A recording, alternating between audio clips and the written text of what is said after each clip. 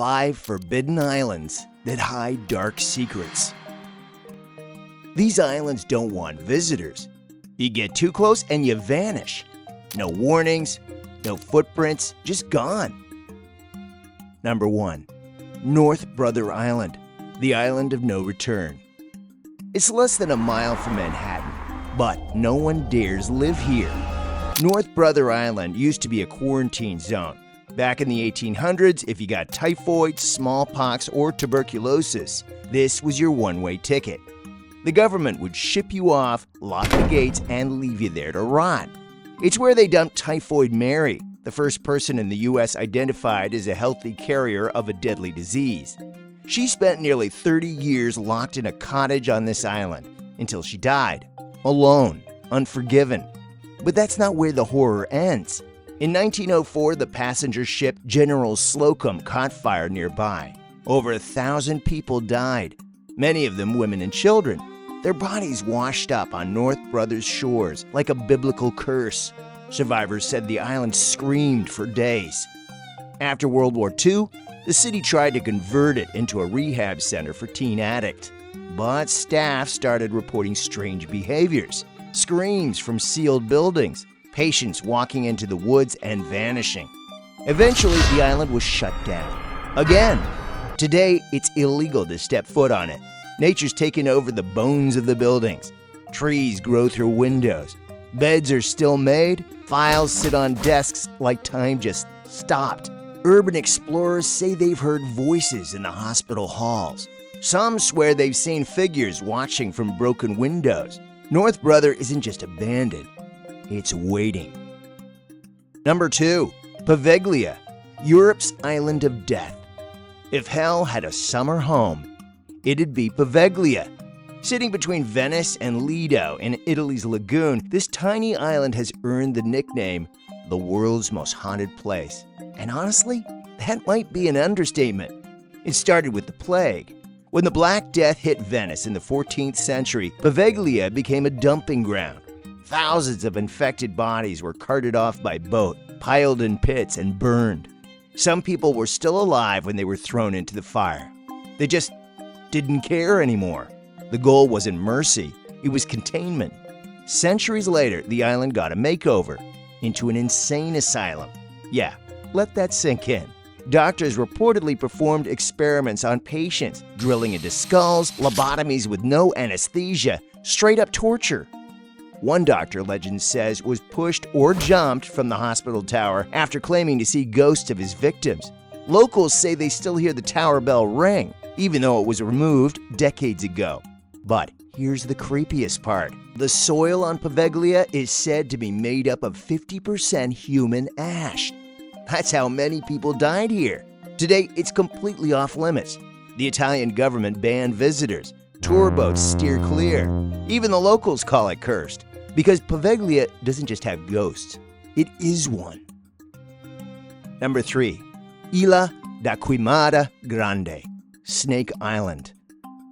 This island looks like paradise, until you realize it's literally crawling with death. Ilha da Queimada Grande, better known as Snake Island, is home to one of the most venomous snakes on Earth, the golden lancehead viper.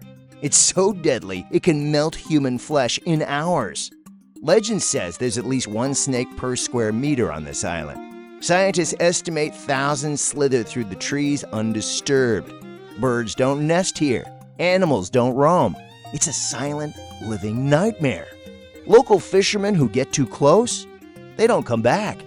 There are stories of a lighthouse keeper and his family who once lived on the island, until they were found dead, snake-bitten in their beds. Since then, the lighthouse has been automated. No more humans allowed. Brazil's government banned all visitors. Only a few scientists are allowed to study the snakes, with full hazmat suits and emergency evac plans. The real mystery? No one knows why this island became their sanctuary. Was it evolution or something darker? Either way, you're not invited. And trust me, the snakes like it that way. Number 4. Ramree Island, where the swamp eats you. Ramree Island looks like your typical tropical escape off the coast of Myanmar. But in 1945, it became the site of one of the most horrific and least talked about war stories in history. During World War II, nearly 1,000 Japanese soldiers fled into the island's mangrove swamps to escape British forces. What they didn't realize? The swamp was already occupied by crocodiles. And not the kind you see in documentaries.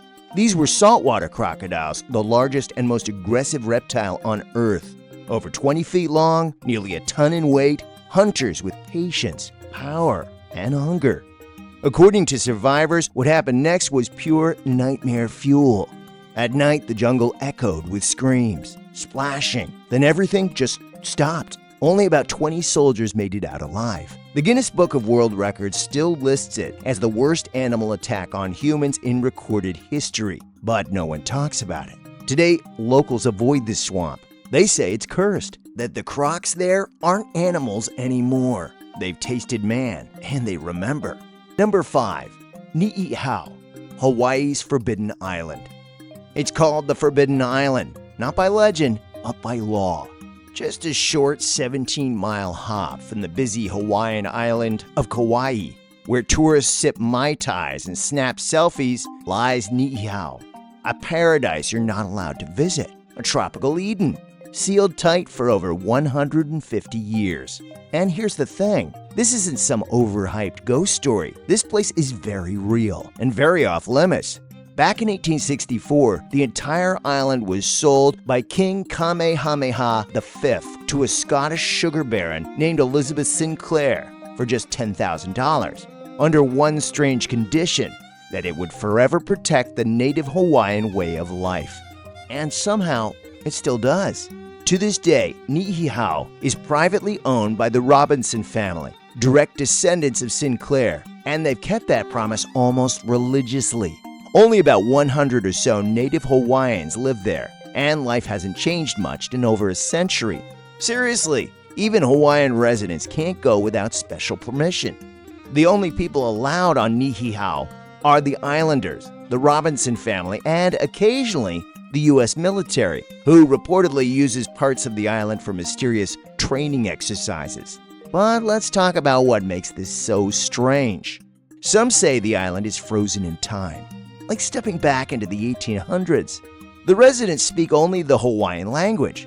They hunt wild boars with handmade tools. They fish using ancient techniques passed down by word of mouth. There are no hospitals, no Wi-Fi, no Instagram.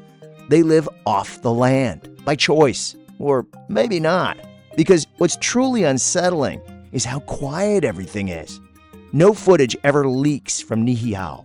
No stories from residents. No documentaries, just rumors. Whispers about hidden bunkers from World War II, about government projects buried beneath the surface, about something sacred or dangerous being protected there.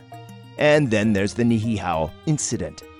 In 1941, right after the attack on Pearl Harbor, a Japanese pilot crash-landed on Niihau. Locals tried to help him, not knowing what had just happened. But the pilot turned on them, holding several residents hostage before being killed in a struggle. That event changed everything. Security on the island tightened, the military presence grew, and the door to the outside world slammed shut. To this day, the Robinsons decline interviews, the government keeps quiet, and the island remains off-limits to 99.9% of the world. So what's really on Niihau? A preserved culture? A forgotten tribe? A hidden truth? Whatever it is, they don't want you finding out. And that makes it one of the most tantalizing mysteries in the Pacific. These islands weren't hidden, they were covered up. And now you know what was buried beneath. Hit the subscribe button for more interesting stories. Catch you in the next one.